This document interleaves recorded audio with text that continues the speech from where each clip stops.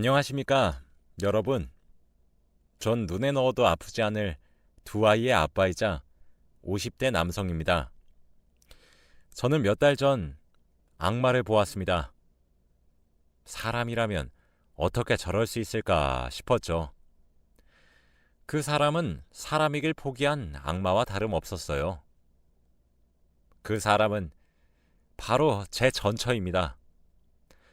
지금부터 제게 일어난 믿기 힘든 이야기를 하나 해드리겠습니다. 전 8년 전에 아내와 헤어졌습니다.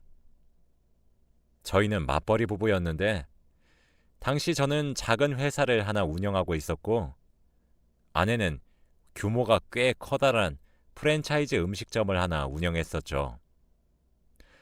아내는 원래 전업주부였지만 계속 집에서만 있다 보니 우울하고 괴롭다며 자기도 돈을 벌고 싶다고 말을 하길래 음식점을 하나 해주었어요.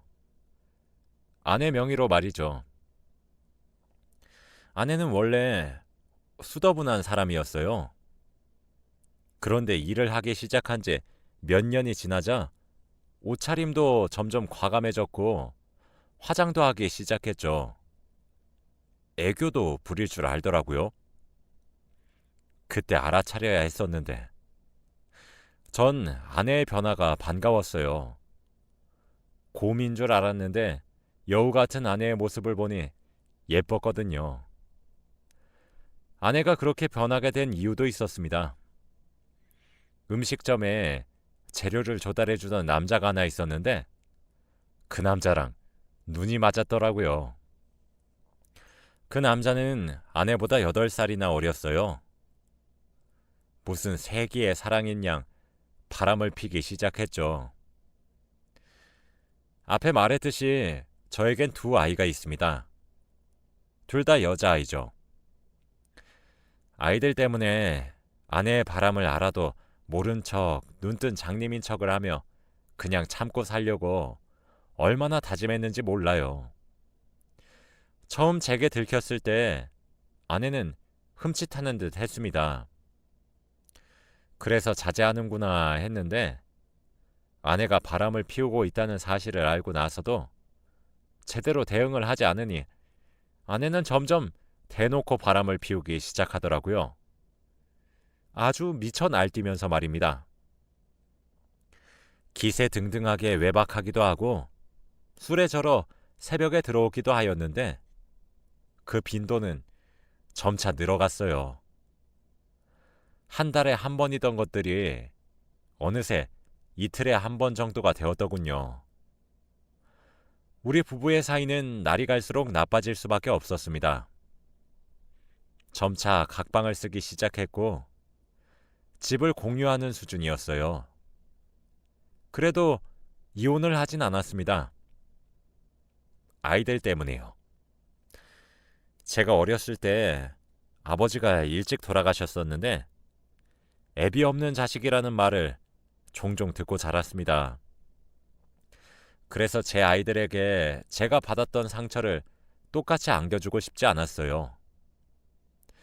그런데 어느 주말 전 다른 날과 다름없이 아이들과 함께 시간을 보내고 있었는데 아이들이 제게 그러더군요. 엄마는 자기들을 싫어하는 것이 아니냐고요. 왜 그렇게 생각하냐 물어보니 엄마는 우리랑 놀아주지도 않고 매일 늦게 들어오는데 우릴 사랑하는 게 맞냐더군요. 그때 첫째는 겨우 초등학교 3학년이었고 둘째는 갓 입학한 1학년이었어요. 어린 아이들의 입에서 그런 말을 들으니 순간 머리를 망치로 한 대 맞은 것만 같더라고요. 그때부터 고민을 하기 시작했습니다. 저런 여자라도 엄마니까 엄마의 존재로 남겨줘야 할 것인가 하면서 말이에요. 제 고민의 대답은 이혼을 하는 것이었어요. 결국 저는 이혼 소송을 진행했습니다. 제가 아무런 핍박도 하지 않으니 점점 대놓고 기세등등하게 바람을 폈기 때문에 바람을 뒷받침해주는 증거들은 화수분처럼 쏟아져 나왔고 전 당연히 승소했죠. 면접 교섭권도 박탈하려고 노력했습니다. 하지만 부모 자식 간의 인연은 천륜이라고 하늘이 점지해준 인연이라고 하잖아요. 그래서 그런지 쉽게 박탈되지 않더군요. 그런데 남자의 눈이 돌아간 여자가 아이들을 챙기겠나요?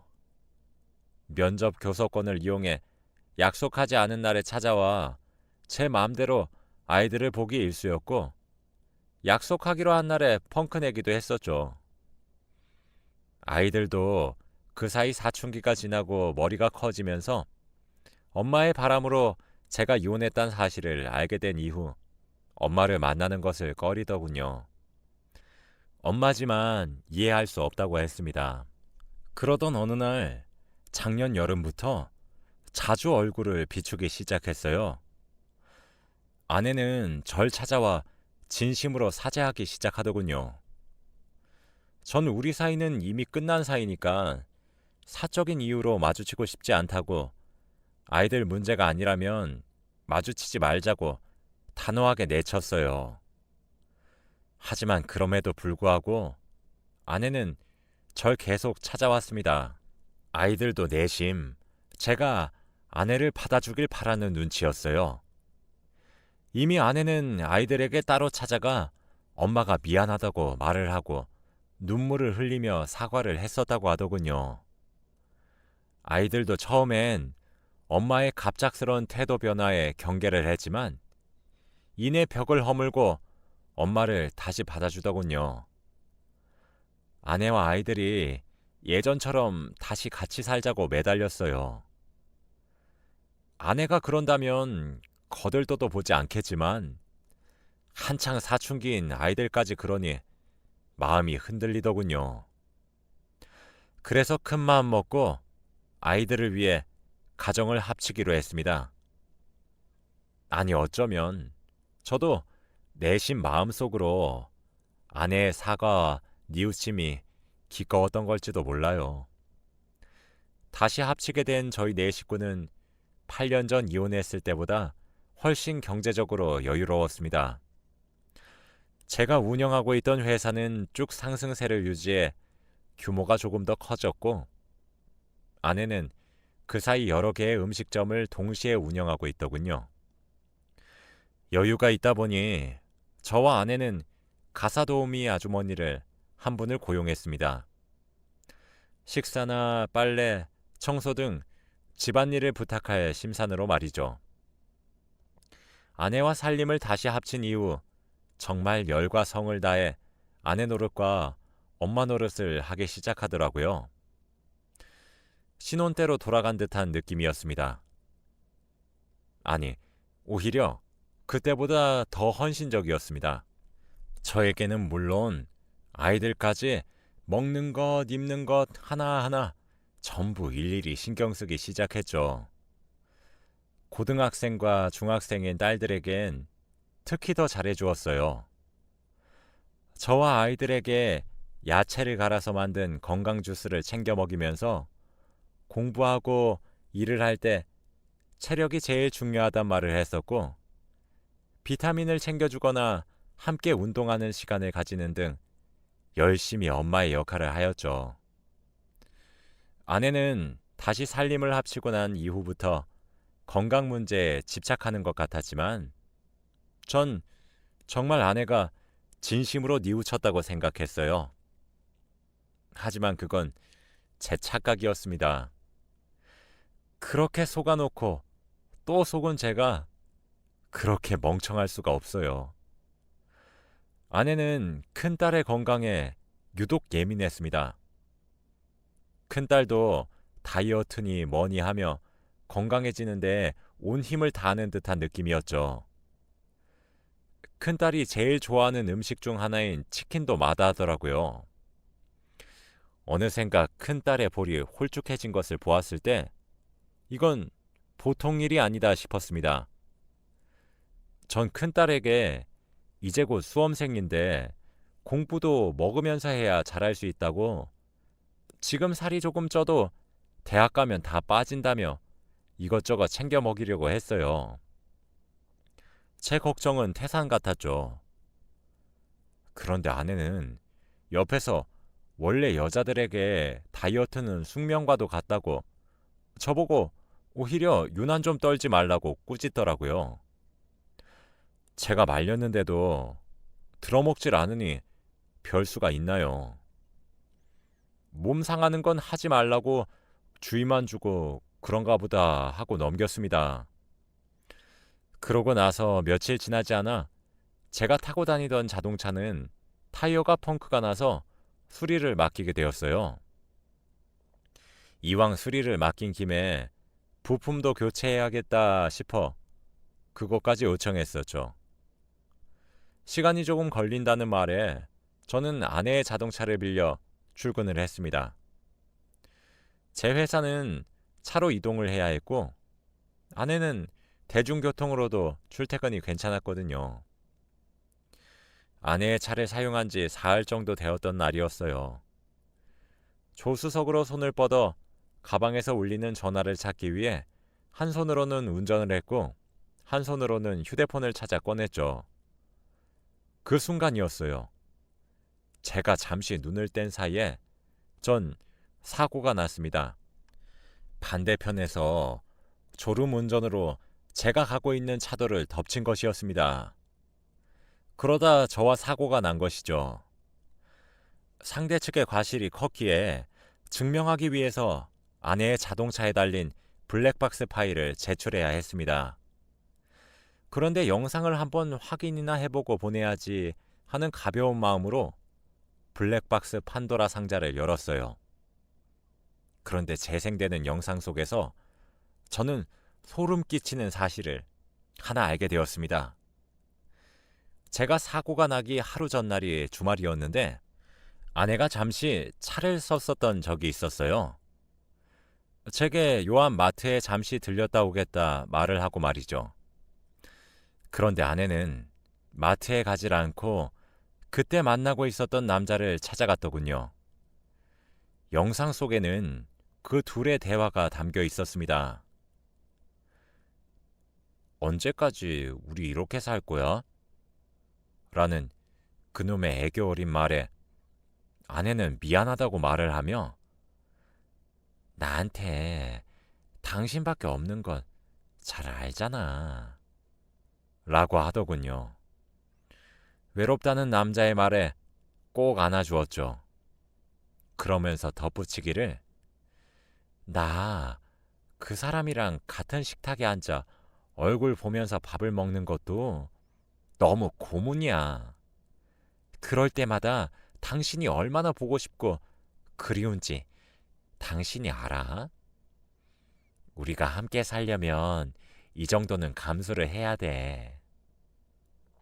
나 정말 당신 하나 보고 이렇게 고생하는 거야. 내 맘 알지? 조금만 더 기다려줘. 하며 어르고 달래는 아내를 보니 참 별별 생각이 다 들더라고요. 그리고 애 아빠가 가족이라면 끔찍히 생각하는 사람이라서 진짜 이렇게까지 할 수밖에 없어. 내가 들어와서 애들한테 헌신하고 그러는 모습을 봐야 진정성이 있잖아. 원래 사기도 치려면 그 역할에 빙의해야 하는 거야. 알았지? 라는데 진짜 기가 막히더군요. 저는 생각보다 큰 사고임에도 불구하고 큰 상처가 따로 없어 며칠 후 집으로 잘 퇴원할 수 있었어요. 오자마자 아내의 캐리어를 열어 짐을 간단하게 싸고 있었습니다. 쫓아낼 생각이었고 아내도 할 말이 없겠지 싶었거든요. 그런데 옷장 깊숙한 곳에서 웬 종이봉투를 하나 발견하게 되었습니다. 그 종이봉투 안속에는 간이식 안내서랑 적합성 검사 종이가 들어있더군요. 그곳엔 우리 큰딸의 이름이 적혀 있었습니다. 와, 정말 설마 싶었어요. 저는 큰딸에게 연락했죠. 밖에서 따로 큰딸과 만나기로 약속했고 아내의 짐은 쌌던 걸 다시 풀고 일단 아무런 일도 없는 척했어요. 일단 큰딸에게 자초지종을 들어봐야 했습니다. 그리고 밖에서 큰딸을 만나서 이야기를 들은 저는 진짜 하늘이 무너지는 것만 같았어요. 알고 보니 아내는 간 질환으로 간이식이 절실한 상황이었다고 합니다. 큰딸이 말하기를 언젠가부터 엄마가 자신과 동생을 만나러 꼬박꼬박 찾아왔다고 해요. 그러면서 점차 미안하다고 엄마가 많이 어리석었다고 사과를 했고 하루는 아이들에게 무릎을 꿇고 울면서 용서해주면 안 되겠냐고 이제 엄마 노릇하면서 살고 싶다고 빌었다고 하더군요. 순진한 제 아이들은 엄마가 눈물 짓는 모습에 진심이라고 착각하고 사과를 받아들였다고 합니다. 그런데 어느 날 큰딸을 데리고 무작정 병원으로 찾아가 적합성 검사를 시행했다고 해요. 그런데 큰딸의 간이 적합했나 보더군요. 그러면서 큰딸에게 부탁을 가장한 협박을 하기 시작했어요. 너 나에게 간을 기증해주지 않으면 우리 가정은 다시 산산조각이 날 것이다. 그건 다 너 때문이다. 네가 나에게 간을 주지 않으면 난 죽을 것이고 난 죽어서도 널 원망할 것이다. 그런데 네가 주지 않더라도 난 괜찮다. 난 네 동생을 데리고 병원에 와서 적합성 검사를 또 할 것이다. 뭐 이런 식으로 말이죠. 무슨 현대판 별주부전도 아니고 말이에요. 아무래도 큰딸은 이미 가정이 깨지는 것을 한번 경험을 했었기에 그것에 대한 두려움과 동생을 지켜야 되겠다는 책임감으로 인해 간기증을 약속했나 보더라고요. 아내가 다시 가정으로 돌아와 건강관리에 집착했던 것도 이유가 있었던 거였습니다. 간 기증자인 큰딸의 건강에 집착해야만 했던 거겠죠. 혹시 모르니 저와 둘째 딸도 보험으로 함께 건강하게 만들었던 것이고요. 가사도우미 아주머니에게 물어보니 아내가 자신에게 건강주스 레시피와 한 달에 차려야 할 식단표와 큰딸에게 따로 해줘야 할 건강식의 레시피 등을 손수 만들어 주었대요. 자기가 투병 생활을 하고 있는데 큰딸이 자기를 많이 닮아서 걱정이 된다고 큰딸과 자기를 특히 더 챙겨달라고 하면서 말이죠. 자기가 투병 중이란 사실을 알면 가족 전체가 많이 걱정할 테니 자기가 말할 때까지 당분간 숨겨주시라는 부탁도 잊지 않았더군요. 진짜 소름이 끼쳤습니다. 전 큰딸에게 집으로 들어가라 말을 한 뒤 그 길로 아내를 만나러 갔어요. 눈이 뒤집어졌죠.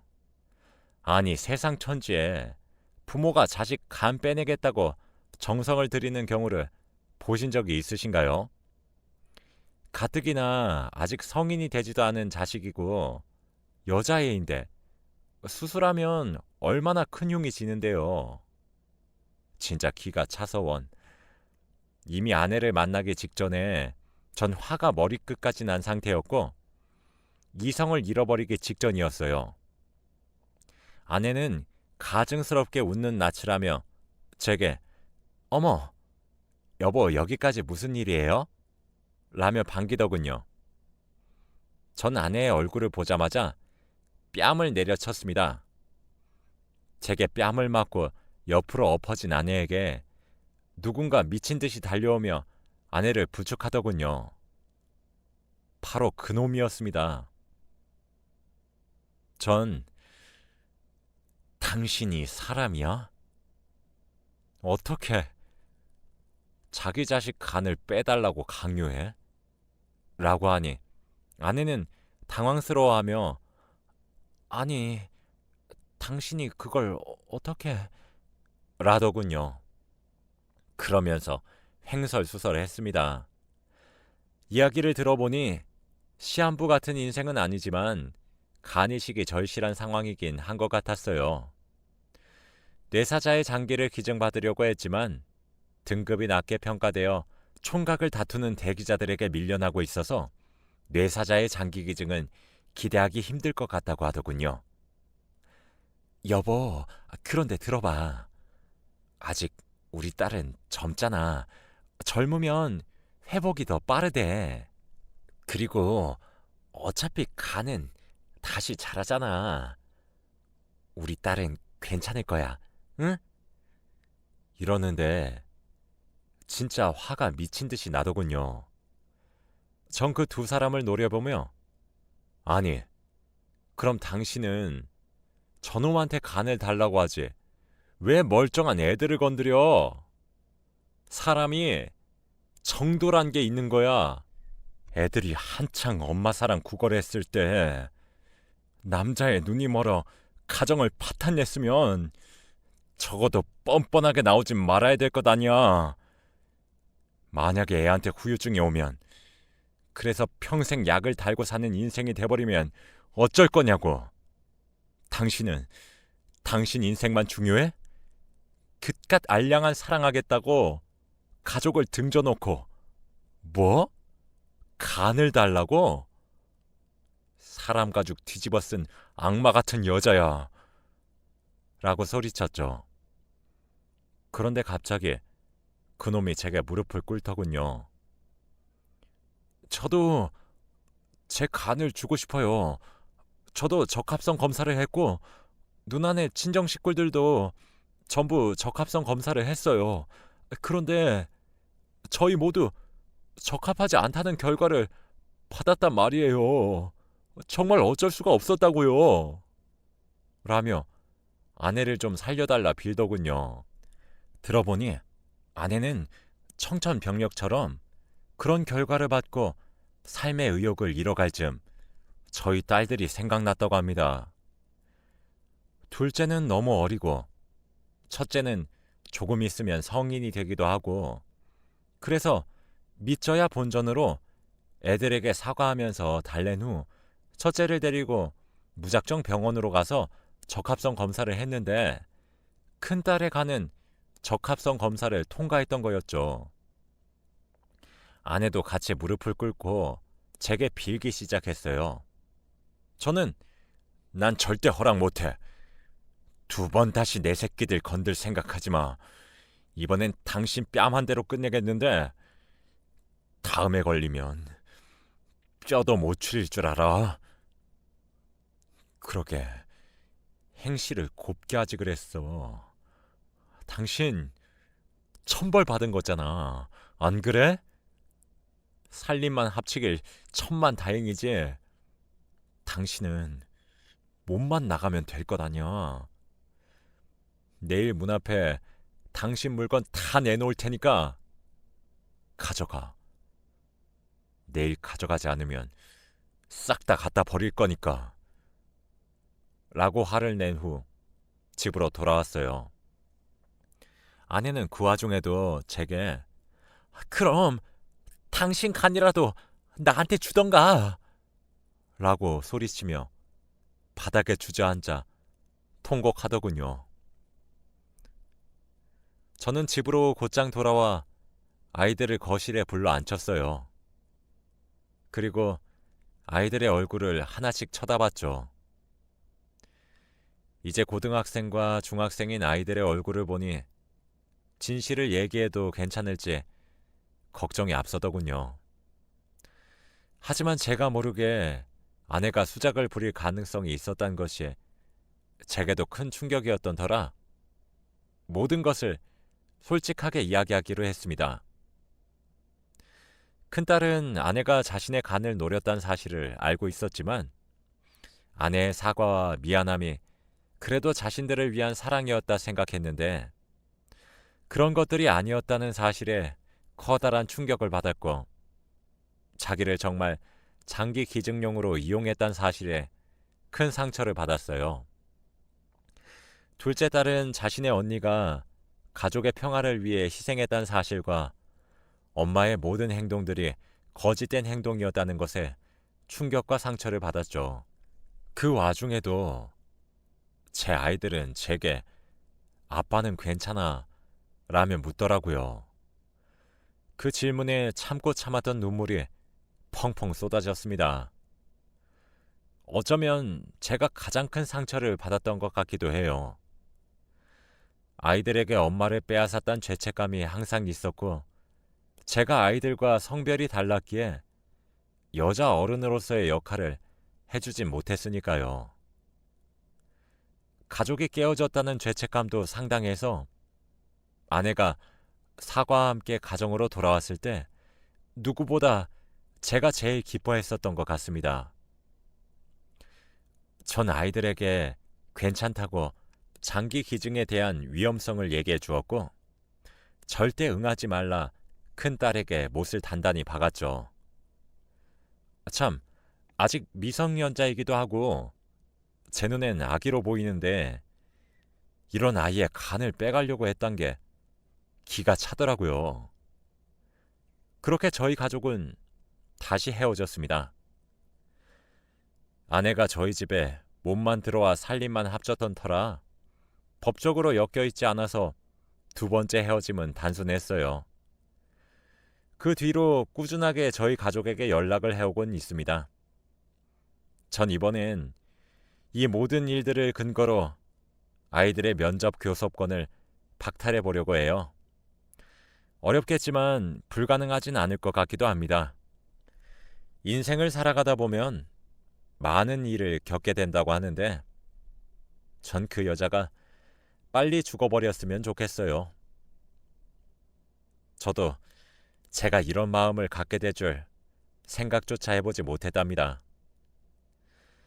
모든 일이 정리되면 아이들을 데리고 가까운 곳으로 여행이나 갔다 오려고 해요. 잘 마무리되길 여러분들도 빌어주세요. 제 이야기를 끝까지 들어주셔서 정말 감사합니다.